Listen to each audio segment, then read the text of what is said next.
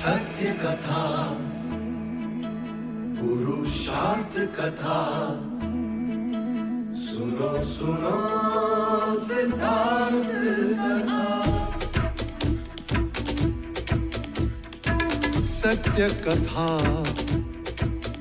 पुरुषार्थ कथा, सुनो सुनो सिद्धार्थ कथा।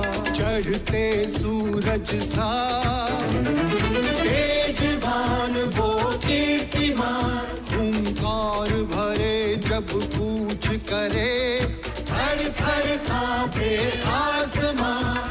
वो राजपुत्र वो शूरवीर, पर्वत को भेद दे उसके तीर, शांति का स्रोत करुणा की धार, निर्झर झरे मन से अपार। वो राजपुत्र वो शूरवीर, पर्वत को भेद दे उसके तीर, है शाक्य वंश का वो तारा, जगमग है जिससे जग सारा। सत्य कथा, पुरुषार्थ कथा, सुनो सुनो सिद्धार्थ कथा। भाई महाराज, इस स्थान से कोलिया के किसानों ने नदी का बहाव अपनी ओर मोड़ लिया है। उन्होंने तो ठान लिया कि अब खून की नदी बहाकर ही चैन लेंगे।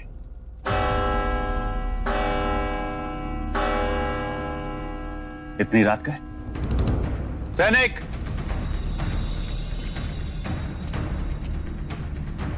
किसने इस समय हमारे कार्य में विघ्न डाला? जाओ जाके उसे दंड दो। रुक जाओ, ये तुम क्या कह रहे हो अनुज? कोई याचना लेकर आया होगा। जाओ, कौन है? लेकर आओ उसे।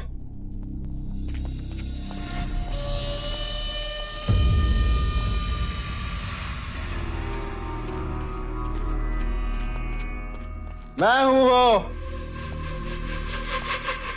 कौन है यहाँ पे जो मेरी याचना सुनेगा? देवदत्त, क्या याचना है? और किसके विरुद्ध है? आपके विरुद्ध है महाराज शुद्धोधन। होश में था।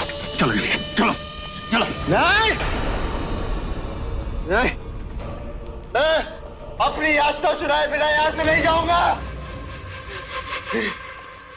महाराज शुद्धोधन, आपने मुझे सदा अपमानित किया है। बचपन में गोद में बिठाया और धकेल दिया, और आज पहले अध्यक्ष के आसन पे बिठाया और मेरे हाथ पकड़ के उठा दिया। पूरी शाक्य सभा के सामने मैं हंसी का पात्र बन गया। तुम यूं नहीं समझोगे। चलो यहां से। अनुज,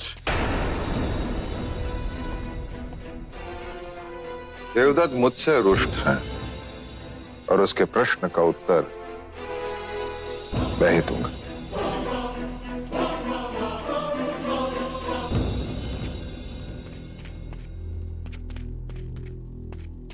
पुत्र,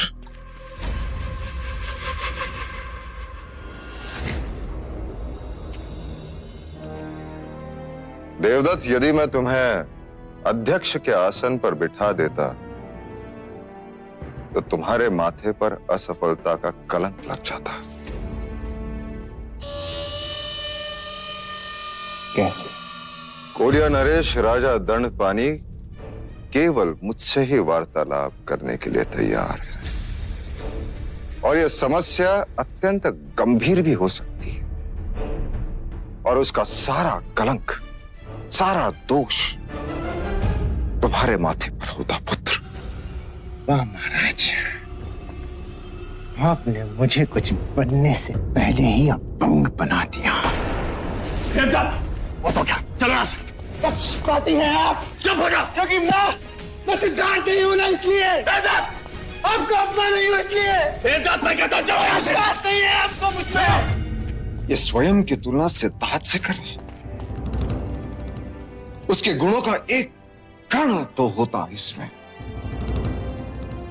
इसने नहीं देखा जीत के पश्चात शाक्य संघ ने सिद्धार्थ को सर पर चढ़ा दिया।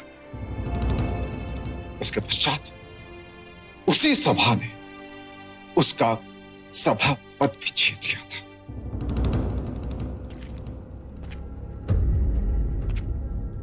मेरी नियति यही थी कि परस्पर क्लेश को बुझाते मेरी आयु बीत जाएगी।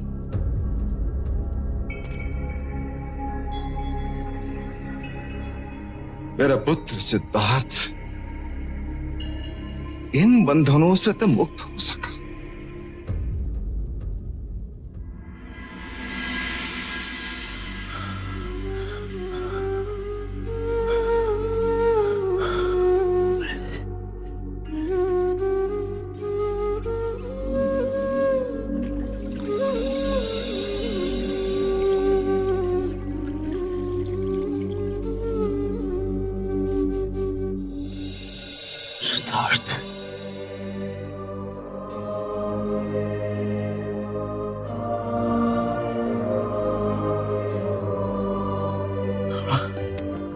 पानी जल ग्रहण कर लो।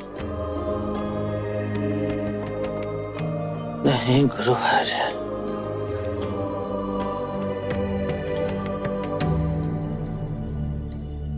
मैंने जल भी त्याग दिया।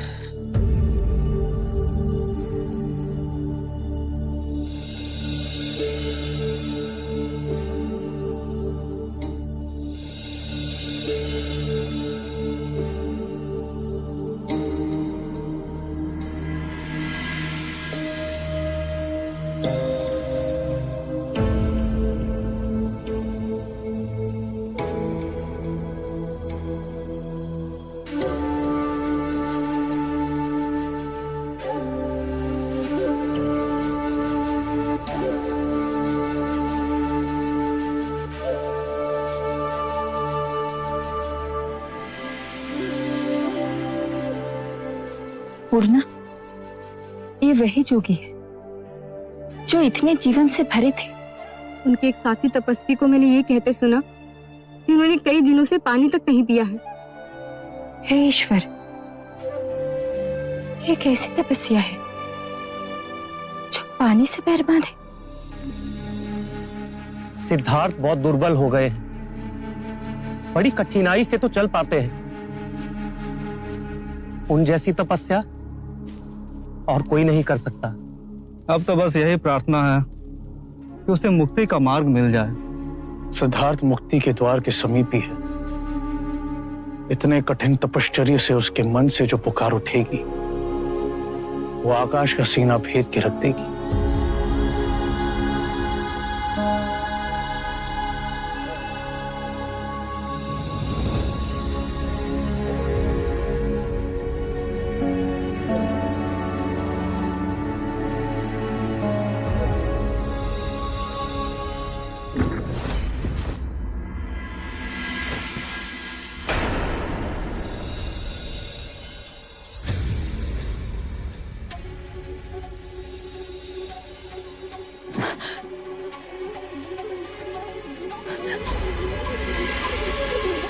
पूर्णा, ये तो वही जोगी सिद्धार्थ है। पानी लेके आओ।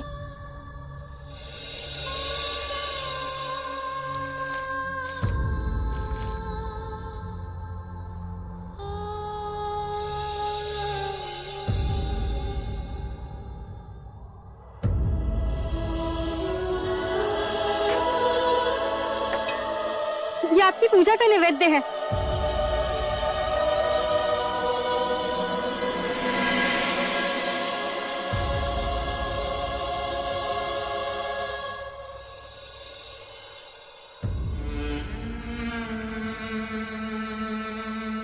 जब आप यहाँ आए थे तो कितने ओजस्वी थे। क्या खोज रहे हैं? इसके कारण आपकी ये दुर्दशा हो गई। मैं मुक्ति का मार्ग खोज रहा था। हे ईश्वर, अन्न जल त्याग के जब शरीर ही ना बचेगा, शरीर ही ना बचेगा, मुक्ति मिलेगी कैसे, मुक्ति मिलेगी कैसे, मुक्ति मिलेगी कैसे, मुक्ति मिलेगी कैसे, मुक्ति मिलेगी कैसे, मुक्ति मिलेगी कैसे। माँ कहानी सुनाओ ना। अब प्रतिदिन तुम्हारे लिए नई कहानी कहाँ से लाऊं मैं?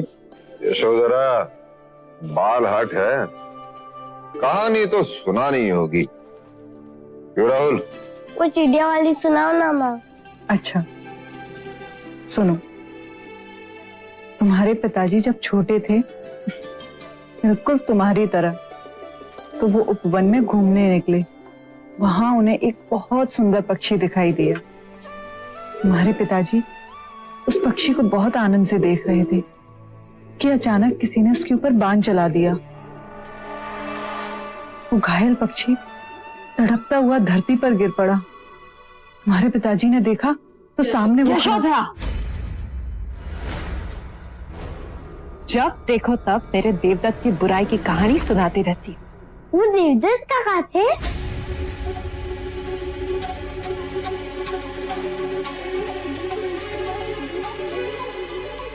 आज तक कुपात्र का नाम नहीं बताया था, आपने तो स्वयं ही बता दिया। अब तेरे काका के नाम पे मनगढ़ंत कहानी बनाई जाए तो कौन उसे रोक सकता है?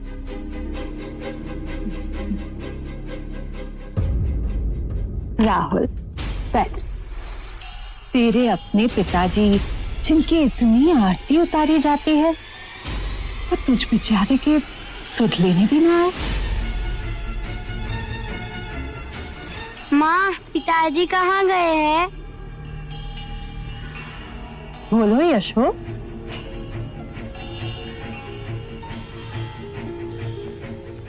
माँ पिताजी कभी आएंगे? वो मुझसे मिलने क्यों ना आए? बेटा राहुल, यहाँ चल, मैं तुम्हें बताता हूँ। यशो, ये भी बिल्कुल अपने पिता पे गया है। एक प्रश्न के बाद दूसरा प्रश्न। यशोधरा, इसके सारे प्रश्नों का उत्तर दे दो। कहीं ऐसा ना हो कि ये भी अपने पिता की तरह अपने प्रश्नों के उत्तर खोजने वन चला जाए। माँ, जरा तो लज्जा करो। यशोधरा की चोट को सदैव कुरेदने की क्या आवश्यकता है? जो स्वयं घायल हो, विवश हो, वो दूसरों को तो घायल करेगा ही ना। आपको यशोधरा की बड़ी चिंता है, और मेरी? आज भी जब मैं आपको देखती हूँ तो मेरे पुराने घाव फिर से हरे हो जाते हैं। तेरे क्रोध की और परीक्षा न लो। मुझसे किए हुए छल का घाव तो ना भर सके और मुझे आंखें दिखा रहे। मेरे टूटे हुए मन से पुकार निकली और भगवान ने आपका भी सर्वनाश कर दिया।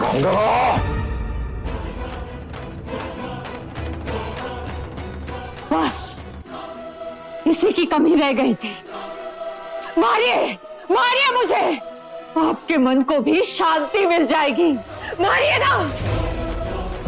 यदि तुम मेरे अनुज की पत्नी ना होती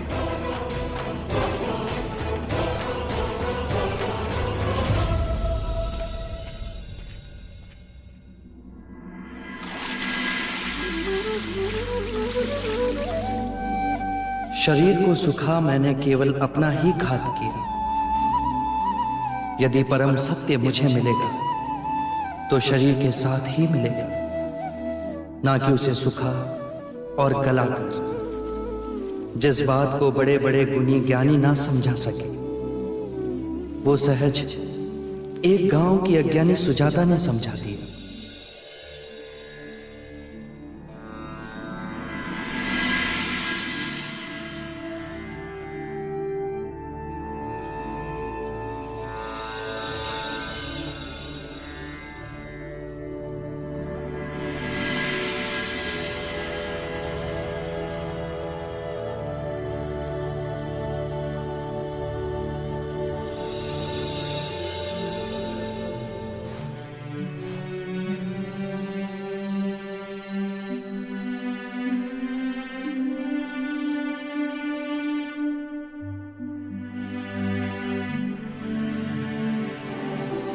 तुम्हारी कई बातों में बड़ा सत्य था सुजाता। मैं कठोर तप के चरम बिंदु तक पहुंचा, पर वहां कुछ नहीं मिला। मेरी इस भ्रांति को झुटलाने वाली तुम मेरी प्रथम गुरु।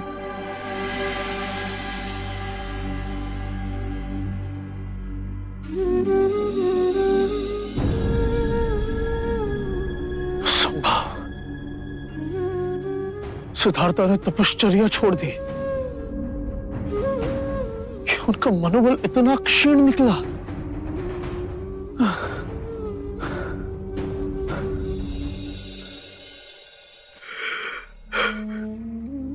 आप ही राह देख रहे थे,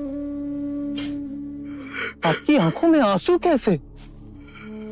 जिस पर भरोसा कर अपने प्राणों की आहुति देने हम सब चले थे, वही अपने पद से डिग गया। अर्थात सिद्धार्थ ने तपश्चर्या का मार्ग छोड़ दिया है। मैंने स्वयं अपनी आंखों से उसे भोजन करते हुए देखा। जिसके भरोसे हम अपना सब छोड़ के आए, जिसे अपना मार्गदर्शक समझा, वही दिशाहीन हो गया। ये भी तो हो सकता है ये मार्ग ही गलत था। हम गलत साधना कर रहे थे। एक ने प्रण तोड़ा तो बुरे विचार उपजने लगे। गुरुदेव अति शीघ्र यहां से निकलते। आज भद्रिका को विचार आया, कहीं ऐसा ना हो कि सिद्धार्थ की संगत में पड़कर हम सब पथभ्रष्ट हो जाएं। हाँ, संगत का प्रभाव पड़ता है। मैं सिद्धार्थ को छोड़कर जाने का आह्वान करता हूं। जिसे मेरे साथ चलना है वो चले।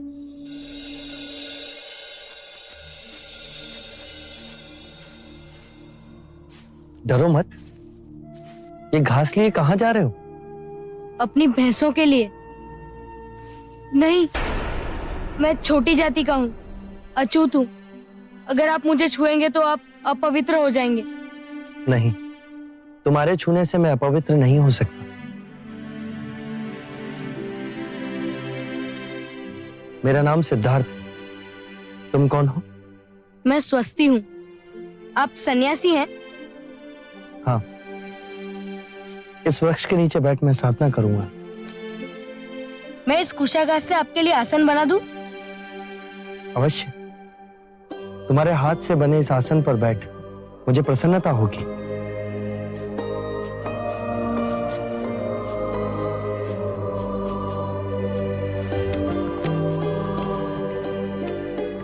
आइए जोगी महाराज। तुम्हारा बहुत बहुत आभार। तुम बहुत दयालु हो स्वास्थ्य।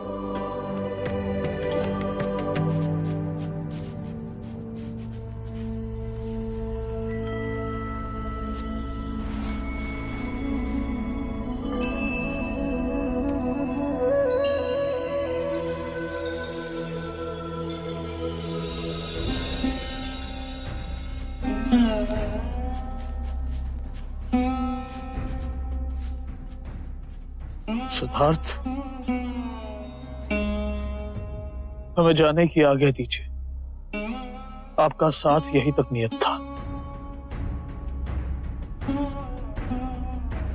आप मेरे जीवन के कठिन मोड़ पे आए और अब जाने के लिए कह रहे हैं। जाने का कारण तुम ही हो सिद्धार्थ। जिस सिद्धार्थ को मैंने अपना ज्ञान दिया, अपना गुरु भाई, फिर अपना गुरु माना, अब तुम वो कहां रहे? मनुष्य कितनी अवस्थाओं से इस एक ही जीवन में परिवर्तित होता है। बाल अवस्था से परिवर्तित हो उसका रूपांतरण युवा अवस्था में होता है, और युवा अवस्था परिवर्तित हो प्रौढ़ अवस्था आती है। ये प्रकृति के नियम की बात है। तो फिर हम प्रकृति के नियमों से भिन्न कैसे हो? हमारे अंतर और बाहर प्रकृति के नियम है। पुरुषार्थ तो कुछ है ना, अपने वचन पर अडिग रहने का मूल्य तो कुछ है ना।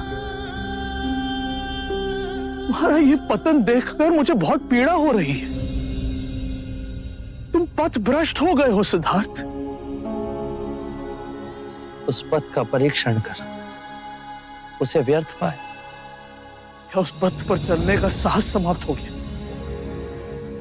यदि ये सांसारिक जीवन की अभिलाषा थी तो क्यों त्यागा घर द्वार, क्यों त्यागा यशोधरा, अपने पुत्र से क्यों विमुख हो गए? तुम तो संसार को मुक्ति के मार्ग की ओर ले जाने के लिए उठे थे।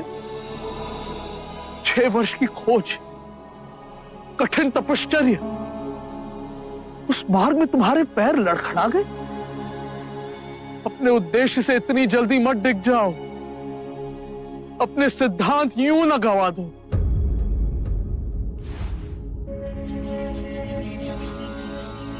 गुरुवर्य, केवल अपनी बुद्धि से नहीं, स्वयं अपने आप को उस आग में तपाकर यदि ये जाना कि उस मार्ग में कोई त्रुटि है तो उसे छोड़ देना ही उचित है। जीवन नदी के पानी का बहाव है, यदि एक स्थान पर रुक जाए तो दूषित हो जाता है। मैं जीवन के बहाव और ऊर्जा के आगे खड़ा हो गया था। घास के उस कोमल तिनके की तरह ना बन सका जो हवा के बहाव के साथ बहता है पर अपनी मिट्टी से नहीं उखड़ा जा सकता। मैं आपको आश्वासन देता हूं कि मैं उस घास के कोमल तिनके की तरह अवश्य बनूं।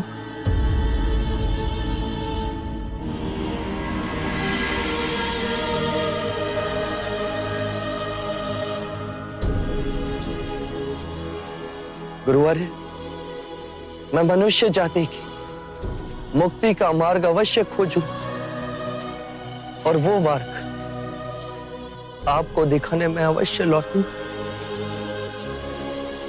हम एक बार फिर मिलेंगे।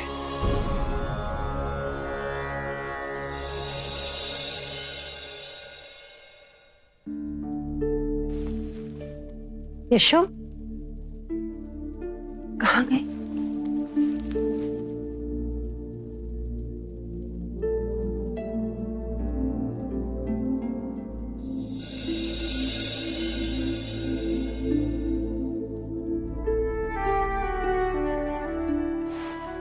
यशो,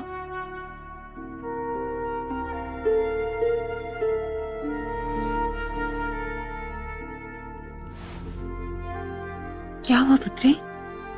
तू यहाँ क्यों सो रही है? आप मेरी चिंता ना करें। यशो, बोलना। कुछ दिनों से मन में बहुत छटपटाहट हो रही है और फिर कल रात ये मेरे स्वप्न में भी आए थे। सिद्धार्थ तेरे मन से गया ही कब था? हाँ, पर अब तो भेंट केवल स्वप्न में ही होती है। माँ, कल मैंने देखा कि ये घास की शैया पर सो रहे हैं और आज जब मैं मंदिर गई तो एक साधु एक पेड़ के नीचे घास पर सोते दिखाई दिए और उन्होंने अपनी बाहों को सिरहाना बनाया था। तो मुझे लगा कि मेरे स्वप्न और यथार्थ के बीच कुछ तो संकेत है। सिद्धार्थ ने जो मार्ग चुना है उसमें सुख और आराम कहाँ? उन्होंने जो मार्ग चुना है उसमें मैं उनकी सहभागी न बन पाई, पर सहयात्री तो बन सकती हूँ। इसीलिए मैंने ये व्रत लिया है कि आज से मैं बिछौना त्याग धरती पर ही सोऊंगी। यशो, इतना कठोर व्रत क्यों? अग्नि को साक्षी मान हमने सुख दुख में साथ निभाने का वचन लिया।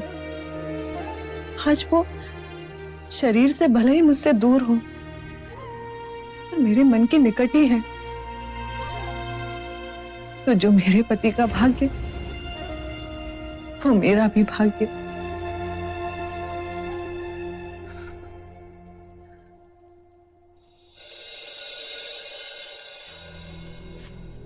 तो तुम मेरा पीछा नहीं छोड़ोगे? कदापि नहीं।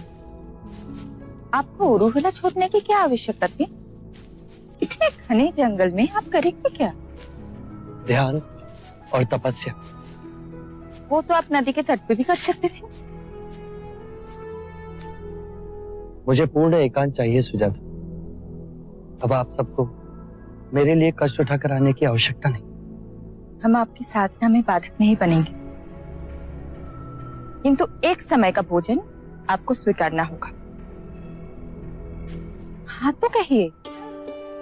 हाँ, बालपन के हट के आगे कभी कोई टिका है क्या?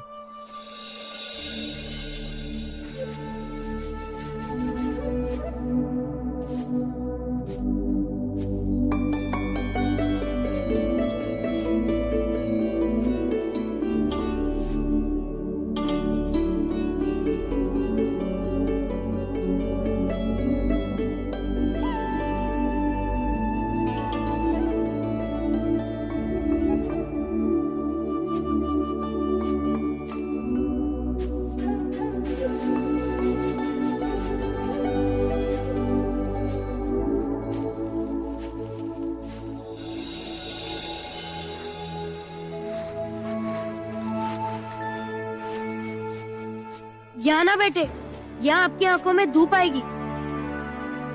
साधना के लिए पूरब दिशा उत्तम। क्यों? पूरब से सूर्य उदय होता है। साधक इस दिशा को शुभ मानते हैं।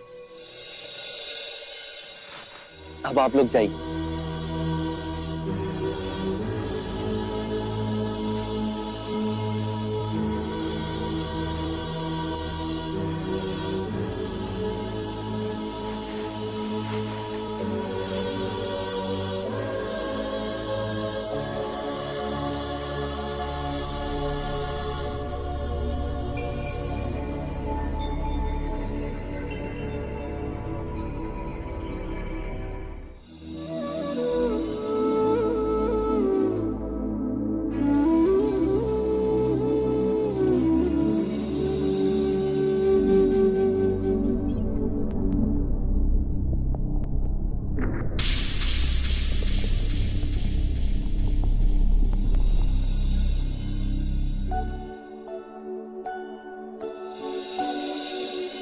मेरा पुत्र सन्यासी बने।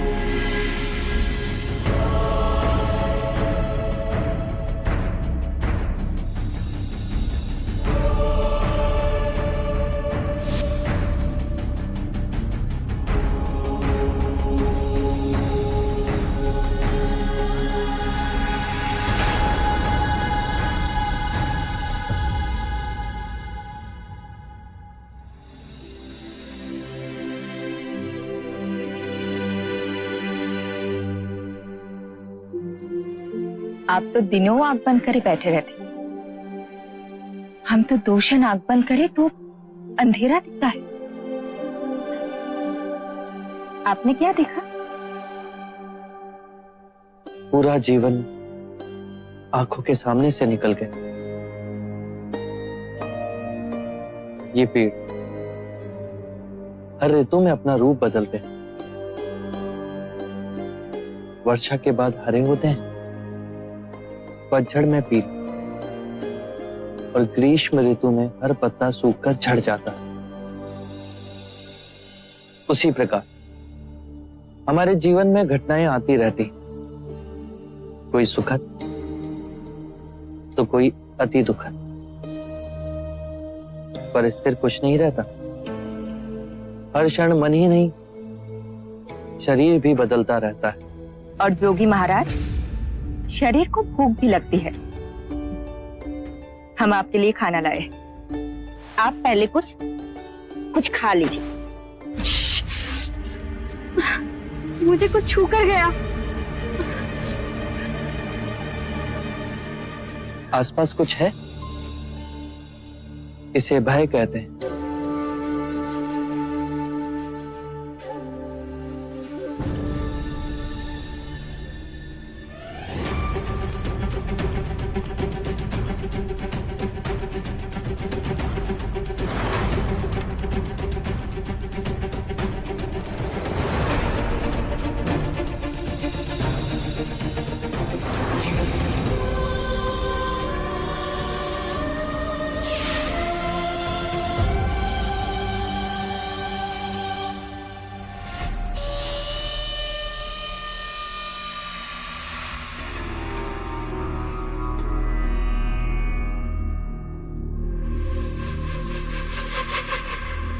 मिट्टी का बना है सिद्धार्थ, ये सुंदर चेहरा, ये केश, ये मादक शरीर, इस अपूर्व प्रतिमा को ठुकरा कैसे दिया?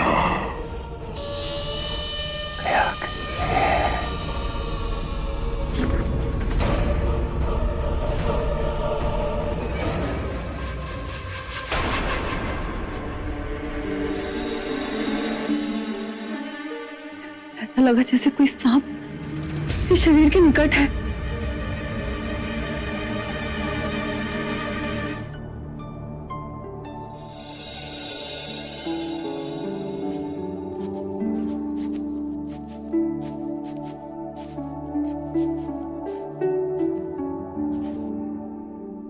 आज भी जोगी ने आंखें नहीं खोली। खीर के दोने जस के तस परे हैं।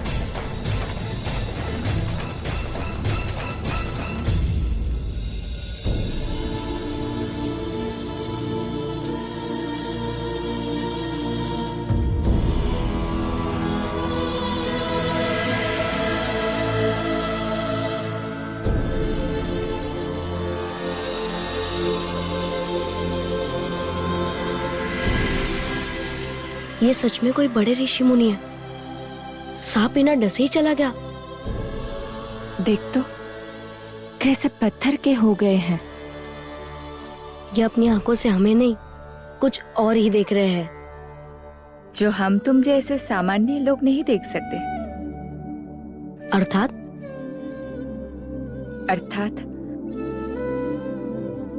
गगन के उस पार। क्या पता कोई अद्भुत दुनिया हो।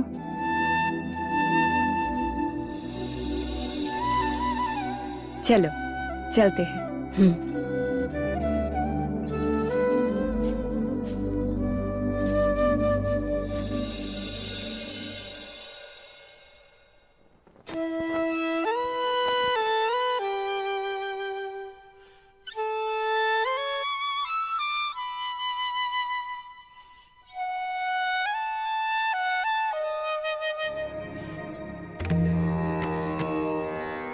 जाओ खेलो।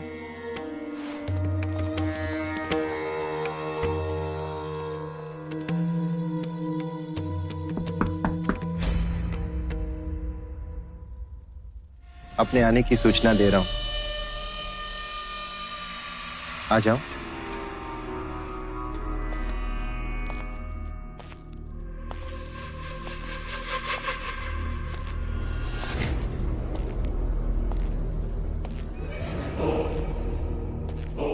गांधार से गहनों का व्यापारी आया था। मैंने देखा तो तुम्हारी याद आ गई। सोचा सिद्धार्थ तो है नहीं, तो क्यों ना मैं ही तुम्हारे लिए कुछ ले लूं।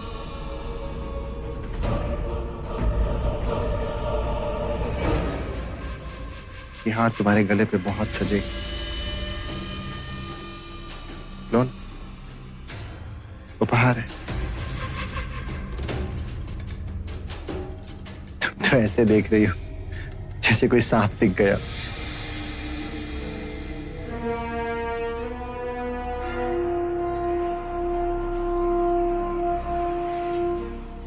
पहन लेना।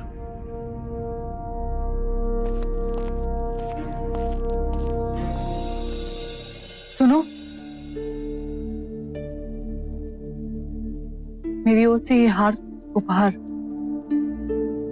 पर देवी, ये हार तो कुमार देवदत्त आपके लिए लेकर आए हैं। और मैंने तुम्हें दे दिया। इसे तुरंत उठा लो। शिवराज तुलसी की माला भी लाते तो वो मेरा गहना बनती, पर ये किसी विषैले सर्प के समान है।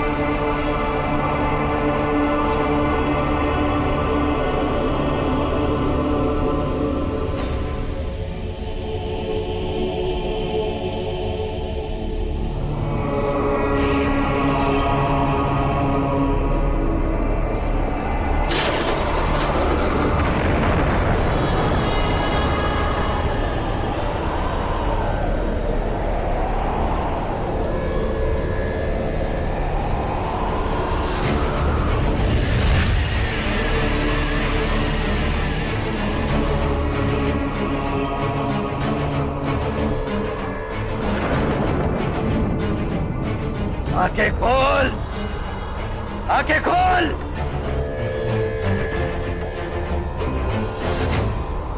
कौन हो तुम? लौकिक जगत में मुझे मारा कहते हैं, पर मैं तेरा ही रूप हूं। मैं भावनाएं हूं, पर तेरी। मन जो विनाशी है, उसके आगे मैं उस अलौकिक जगत में जा रहा हूं जो अविनाशी। अब तो उस अलौकिक जगत में नहीं जा सकता। तेरे तप की सीमा आ गई है और अब उसके आगे तुम मुझे बांध नहीं पाओगे। मैं तुमसे मुक्त हो जाऊंगा। पर मुझसे विमुख हो क्या नहीं? काम, क्रोध, मद, लोभ, माया, ये मेरे अस्त्र हैं। पहले मुझसे युद्ध कर। नहीं, युद्ध से भावनाएं प्रबल होती हैं और फिर से यही भावनाएं इसी माया चक्र में फंसाती हैं। मैं इसी कर्म चक्र से परे जा रहा हूं। असंभव! जहां किसी काम का स्पर्श ना हो, जहां कोई माया उलझा ना सके, जहां कोई मोह बांध ना सके, जहां क्रोध जला ना सके। कामना, इच्छा, वासना, ये मेरी पुत्रियां हैं। पहले इनसे तो बच।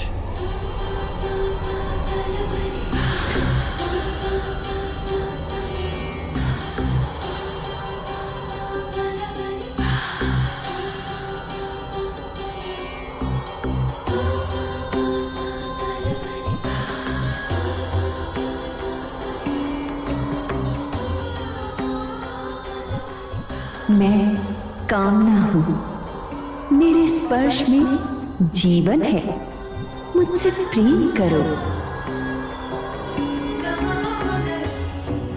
मैं वासना हूं, मेरे फल में वो अनुभव है जिसके लिए मनुष्य तरसता है।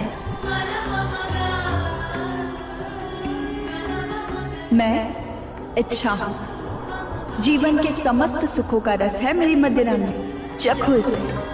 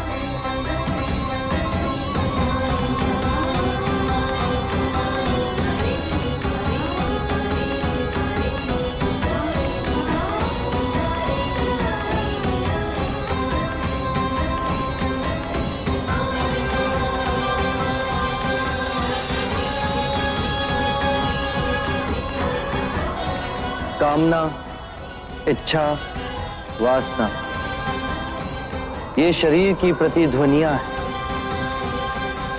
जब शरीर का मोह टूट जाए तो ये केवल एक पत्थर से टकराकर लुप्त हो जाती है। जैसे ज्ञान का सूर्य उदय होते ही अंधकार लुप्त हो जाता है, वैसे ही आत्मज्ञान का सूर्य जब मुदित होता है तो सारे प्रलोभन राग बन धरती पर गिर पड़ते हैं।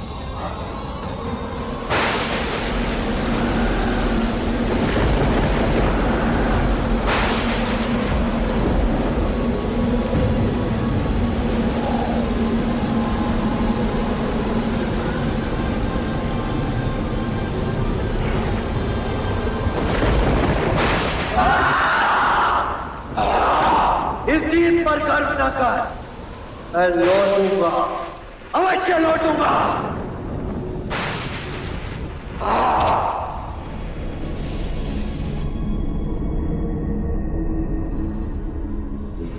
सत्य कथा, पुरुषार्थ कथा, सुनो सुनो सिद्धार्थ कथा।